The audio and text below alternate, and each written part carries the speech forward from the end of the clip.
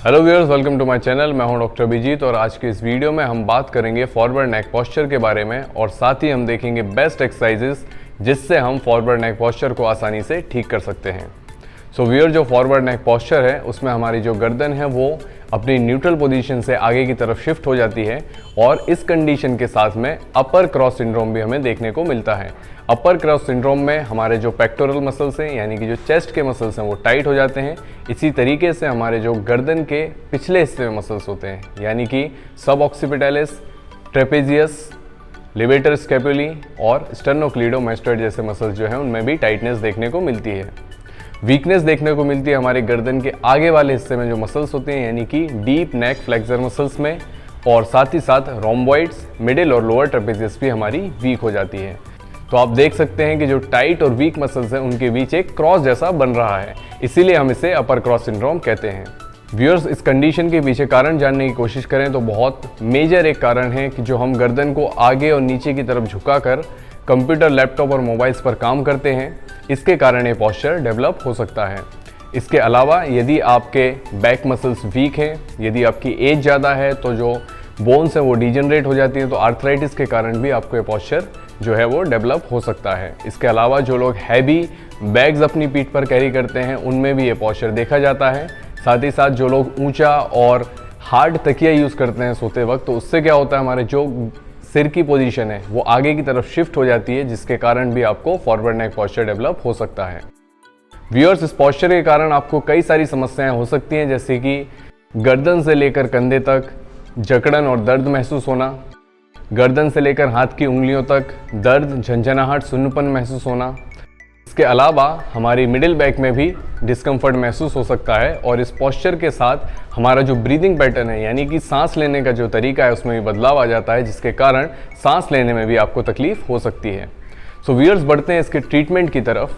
तो जो एक्सरसाइजेज मैं आपको बताने वाला हूँ उनको तो आपको करना ही है, साथ ही साथ में हमें कुछ अपने जो पोस्चरल जो हमारी जो हैबिट्स हैं उनको भी करेक्ट करना होगा। सो व्यूअर, जब भी आप कंप्यूटर, लैपटॉप का इस्तेमाल करते हैं तो आपकी जो स्क्रीन की पोजीशन है वो कुछ इस तरीके से होना चाहिए। इससे क्या होता है, हमारी नेक पर से स्ट्रेन हटता है और साथ ही साथ हमारे नेक का जो पोस्चर है वो सही रहता है। जब भी आप सोते हैं तो बहुत ज़्यादा ऊंचे तकिए का या बहुत ज़्यादा हार्ड तकिए का आप इस्तेमाल ना करें, इससे आपकी जो हेड की पोजीशन है वो नहीं तो आगे की तरफ शिफ्ट हो जाएगी और फॉरवर्ड नेक पोस्चर आपको डेवलप हो सकता है। इसी तरीके से यदि आप एक हैवी बैकपैक का इस्तेमाल करते हैं, हैवी बैग को आप कैरी करते हैं, तो उस वज़न को भी कम करना ज़रूरी है और साथ ही साथ हमें अपने मसल्स को भी ट्रेन करना है। तो चलिए अब हम देखते हैं कौन से एक्सरसाइजेस हमें इस कंडीशन में करनी है ताकि हम इस मस्कुलर इम्बैलेंस को ठीक कर सकें और वापस से अपने पोस्चर को एकदम परफेक्ट बना सकें। इस स्ट्रेच के लिए आप अपने एक हाथ से नीचे चेयर को पकड़ लें और दूसरे हाथ से गर्दन को ऑपोजिट साइड स्ट्रेच करें। इस स्ट्रेच से हमारी अपर ट्रेपेजियस मसल स्ट्रेच होगी। एंड पोजीशन को आप करीब 30 सेकंड तक होल्ड करें और 3 बार इस स्ट्रेच को गर्दन के दोनों तरफ आप दोहराएं।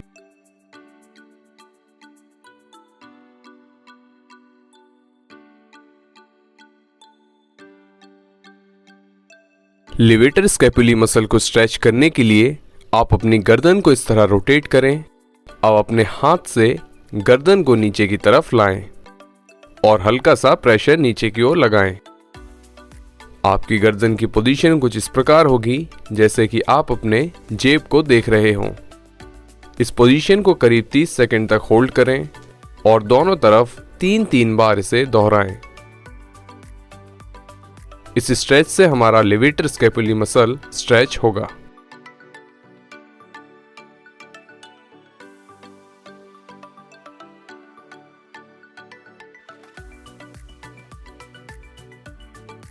इस एक्सरसाइज में आप अपनी दोनों कोहनी को बेंच पर इस तरह प्लेस करें और इस पोजीशन में आ जाएं। अब अपनी कमर को पीछे की तरफ टिल्ट करें। इस पोजीशन को हम पोस्टीरियर पेल्विक टिल्ट कहते हैं। अब घुटनों को मोड़ते हुए पीछे की ओर अपना वेट शिफ्ट करें। एंड पोजीशन को आप 30 सेकंड तक होल्ड करें और 3 बार इसे दोहराएं। इस एक्सरसाइज से हमारी लैटिसिमस डॉर्साई मसल स्ट्रेच होगी।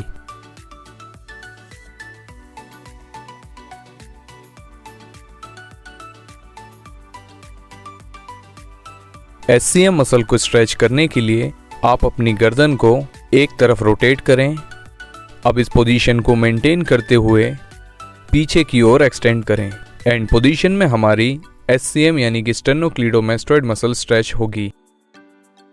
एंड पोजीशन को आप करीब 30 सेकंड तक होल्ड करें और 3-3 बार गर्दन के दोनों तरफ इस स्ट्रेच को आप दोहराएं।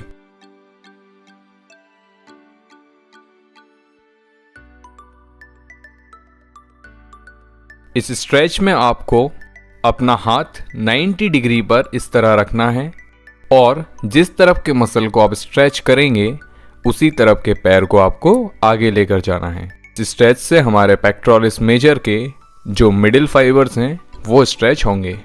इस स्ट्रेच को आप 2 से 3 बार रिपीट करेंगे और एक बार में आपको करीब 30 सेकंड तक स्ट्रेच को होल्ड करना है। अब आप अपने हाथ को कंधे के लेवल से ऊपर ले जाकर प्लेस करें और वापस से पहले की तरह स्ट्रेच को 2 से 3 बार दोहराएं। आपको एक रेपिटेशन में स्ट्रेच को करीब 30 सेकंड तक होल्ड करना है। इस स्ट्रेच से हमारे पेक्टोरलिस माइनर मसल और पेक्टोरलिस मेजर मसल के लोअर फाइबर्स स्ट्रेच होंगे। अब आप हाथ को कंधे से नीचे प्लेस करें और पहले की तरह ही स्ट्रेच को दोहराएं। आप इस स्ट्रेच को 30 सेकंड तक होल्ड करें और 2 से 3 बार इसे दोहराएं। इस स्ट्रेच से हमारे पेक्टोरलिस मेजर मसल के अपर फाइबर्स स्ट्रेच होंगे। इस एक्सरसाइज के लिए आप फोम रोलर को इस तरह अपर बैक यानी थोरेसिक स्पाइन पर प्लेस करें। अपने दोनों हाथों से गर्दन को न्यूट्रल पोजीशन में सपोर्ट करें। अब इस तरह आप धीरे धीरे फोम रोलिंग करें। आप 30 सेकंड से 1 मिनट तक फोम रोलिंग कर सकते हैं। आप फोम रोलिंग का टाइम करीब 2 मिनट तक बढ़ा सकते हैं। इस एक्सरसाइज से हमारी थोरेसिक स्पाइन की मोबिलिटी इंप्रूव होती है। ध्यान रखें आपको कमर के निचले हिस्से में यानी लोअर बैक पर रोल नहीं करना है।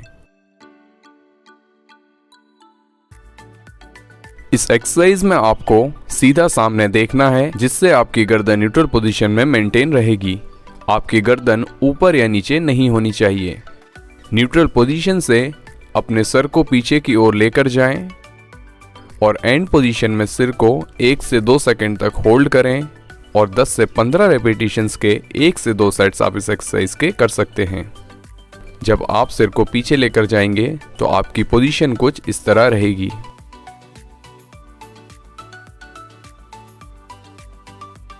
जब आप 2 हफ्ते तक इस एक्सरसाइज को परफॉर्म कर लें तब रेजिस्टेंस बढ़ाने के लिए आप एक रेजिस्टेंस बैंड से भी इस एक्सरसाइज को कर सकते हैं।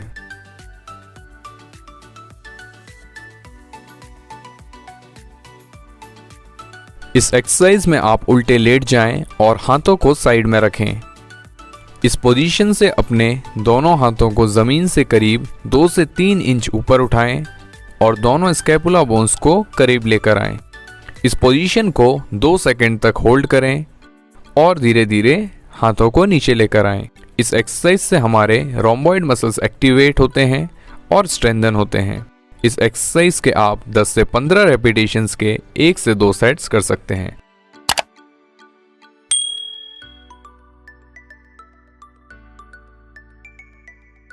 सिंगल आर्म डंबल रोज के लिए आपकी स्टार्टिंग पोजीशन कुछ इस तरह रहेगी। आपकी लोअर बैक थोड़ी सी आर्च रहेगी।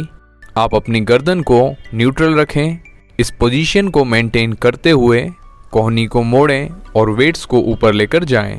एंड पोजीशन में आप 1 या 2 सेकंड्स तक स्क्वीज करें। आपको वेट्स ऊपर ले जाते वक्त मुंह से सांस छोड़नी है और नीचे वेट को कंट्रोल के साथ लेकर आना है। इस एक्सरसाइज के आप 10 से 15 रेपिटेशंस के 2 से 3 सेट्स कर सकते हैं। इस एक्सरसाइज के लिए आप अपने दोनों पैरों पर और हाथों पर इस तरीके से आ जाएं। अब अपनी एल्बोज को लॉक करते हुए आपकी जो मूवमेंट है वो सिर्फ ट्रंक पर होगी। आप अपने धड़ को ऊपर की ओर लेकर जाएं और नीचे आते वक्त सांस छोड़ें। इस एक्सरसाइज को हम स्कैपुलर पुशअप कहते हैं। इस एक्सरसाइज से हमारा सेरेटस एंटीरियर मसल स्ट्रेंथन होता है। इस एक्सरसाइज के आप 10 से 15 रेपिटेशंस के 1 से 2 सेट्स कर सकते हैं।